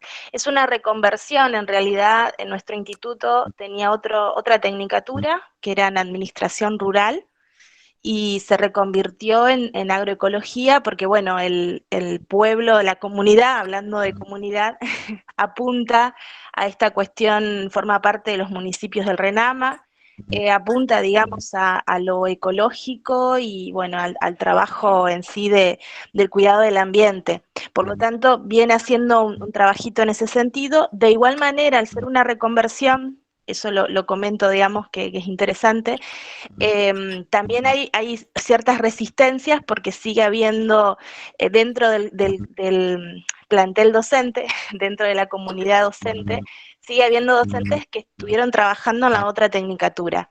Y el perfil y a su vez el enfoque cuesta, ¿no? Esa cajita con la que muchos años venían dando de una manera, el poder correrse un poco de eso y empezar a abrir, a buscar el estado del arte, cuesta. Así que hay ciertas resistencias, pero bueno, ahí estamos, construyendo de alguna manera los docentes de esa tecnicatura, la tecnicatura en sí. Así que es todo un desafío. Gracias, Sol. Soledad, ¿en qué lugar, pregunta alguien por ahí? La verdad que a mí también me interesa saberlo. Cerrito. Ah, Cerrito está a 50 kilómetros de Paraná. buenísimo. Sí, acá. Bueno, y hay una pregunta muy interesante, dice, ¿esto de la vinculación con las familias también se puede llevar adelante en el nivel superior? Claro que sí, pero el estudiante es un adulto que ya no tiene un tutor, un padre o tutor, digamos, que lo represente, pero por supuesto que sí, y de hecho, acuérdense ustedes que los institutos están compelidos a desarrollar no solo la función de formación docente inicial y continua, sino también, y de investigación, sino también de extensión a la comunidad. Y esa actividad de extensión tiene que poder llegar a las familias. Miren, yo les cuento no lo logré todavía, miren que lo vengo insistentemente planteando. Por ejemplo, le decía a un colega que hace bonsai, que sabe hacer bonsai, yo no sé hacer. Digo, ¿por qué no armás en tus horas contra cuatrimestre un curso de bonsai? Vos decime en cuántas clases y qué necesitas, y que vengan los vecinos que tengan ganas de aprender a hacer bonsai. Parece una tontera, pero estoy seguro que hay mucha gente que podría llegar a venir y podría convertirse en un emprendimiento o en un pasatiempo, no importa. ¿Se entiende? A una profe que da portugués, acá no tenemos mucha gente de portugués, digo, ¿por qué no me armás un curso para la comunidad de portugués turístico, por ejemplo?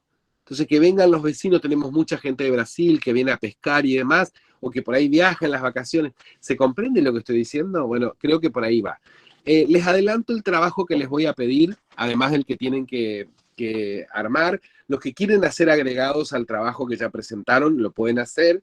Digo, porque esto es como espiralado, no hay, digamos, una visión punitiva acá de la evaluación, pero sí les quiero proponer que hagamos un trabajo grupal, ¿sí? El trabajo grupal va a consistir en buscarse en el grupo con quienes dictan materias paralelas o semejantes, ¿se entiende? Se van a buscar en el grupo. Juan, vas a tener que hacer ese trabajo de colaborar con ellos para ver quiénes dictan materias parecidas de otros institutos. Y van a trabajar sobre su planificación o su programación o lo que tengan. Mirando, yo les voy a plantear ahí básicamente 4 textos. 3 de ellos hablan de cosas parecidas, así que ustedes vayan mirando después. Uno es de mi propia autoría, del libro de didáctica sobre planificación. Otro es de un colega de la UBA, de Fernando Casas, también sobre planificación, y otro que ya es un clásico que a mí me gusta mucho, que es de Feldman y Palamidesi, que se llama Programación de la Enseñanza en la Universidad. Son 3 textos que usted va a tener ahí como marco de referencia, sobre todo para ver qué componentes tiene una programación o planificación y qué implica cada componente. Pero a eso le Daniel, sumo... Sí, justamente con esto que vos decías de ver los grupos, creo que en el foro de presentación que había hecho Flavia, muchos de ustedes habían colocado ya las materias que daban, tal vez eso puede servirnos como herramienta, o en todo caso podría después crear otro forito, entre comillas, bien, para... Bien. Termino de explicarles la consigna porque les voy a escribir, pero les termino de explicar, Juan, y después sí ya vamos cerrando. Y un cuarto texto que es este marco referencial de capacidades, ¿sí? ¿Qué van a hacer? Van a mirar su planificación y van a hacer un análisis crítico. Un análisis crítico no quiere decir para criticarse entre ustedes, no es que se van a sacar el cuero. Análisis crítico significa, ya lo dijimos en la primera clase, separar lo importante de lo que no lo es. Entonces ahí van a ver cuáles son las fortalezas y cuáles son los aspectos mejorables de esas programaciones que ustedes están llevando adelante. ¿Se comprende? O sea, ¿qué tiene de fortaleza la programación y en qué se puede, digamos, mejorar? Y un tercer elemento, voy a anotar porque después yo me olvido, esto estoy pensando a partir de la clase, porque lo tenía previsto, pero es lo que definí ahora. Y un tercer elemento es qué podemos generar como propuesta común de interinstitucionalidad, o sea, cómo podemos trabajar con Meet, con Zoom, con visitas si estamos cerca o lo que sea, o si estamos dentro del mismo instituto, qué podemos armar como intercátedra, como trabajo interinstitucional de intercátedra. ¿Se entendió? ¿Sí? Sí, sí. Bueno, Daniel, una acotación sí. cortita en Sí. base a eso último que decís. Hay una compañera acá que hace unas clases anteriores me escribió cuando yo comenté algo porque le interesaba hacer o sea, conversar porque le interesaba hacer algo parecido donde ella estaba trabajando. Así que también estos espacios van generando Por eso supuesto. del trabajo así De eso se trata. interinstitucional, que es maravilloso. Yo no voy a venir a supervisarles la planificación a ustedes, ¿ya? Ustedes tienen que ir como profesionales que son, mirando cuáles son las fortalezas y qué aspectos hay que ir mejorando. Yo todos los años reviso mi programación y hace 30 que estoy. El día que ya no lo haga es porque me tengo que jubilar, ¿se entiende? Es ese ejercicio de mirar y además de adecuarlo a este grupo, a este contexto, a esta, digamos, actualidad. Bueno, ¿alguien quiere decir algo más? Juan, buenísima la idea del foro, dejo eso en tus manos. Bien, si te parece, cuando lo tengas redactado estas consignitas en el mismo sí. foro, lo ponemos y que ahí se Hoy empiecen mismo. a rastrear. Hoy mismo. Es más, te voy a pasar capaz hasta por WhatsApp la consigna y vos la subís al foro. Así Sí, de sí, informal. no hay problema. Buenísimo. Si te parece, Daniel, suspendemos la grabación. Sí. Y creo que ya ha No cerrado. sé si queda pendiente la fecha de entrega del trabajo práctico. Díganme ustedes, ¿ponemos el viernes o el lunes?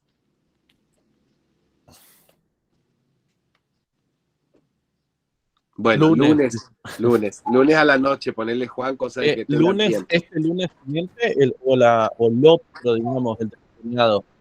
El fin de semana que viene es feriado largo.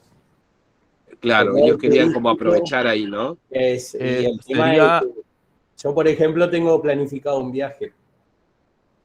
Es más, lunes 10. Sí, pero la idea es entregar el trabajo antes. Claro, era justo lo que te iba a plantear. Yo acá tengo un colega para trabajar juntos, pero el lunes que viene me voy de campamento a Córdoba hasta el viernes, hasta el jueves. Nos vamos todos. Exacto, así que yo por una semana y media no voy a estar, digamos. Bueno, pero después me voy a acoplar. O sea que por ahí iba a plantear eso de que, bueno, que queden, lo vamos a hacer en otro momento, ¿no? Sí, háganlo antes, porque esto es tienen ahora todo este tiempo, desde hoy hasta el lunes tienen tiempo de hacerlo, ya de ir dejando, digamos, ¿se entiende? Bueno, entonces los 2 trabajos para el próximo lunes, después del feriado, ¿les parece? Perfecto, entonces detengo la grabación. Gracias.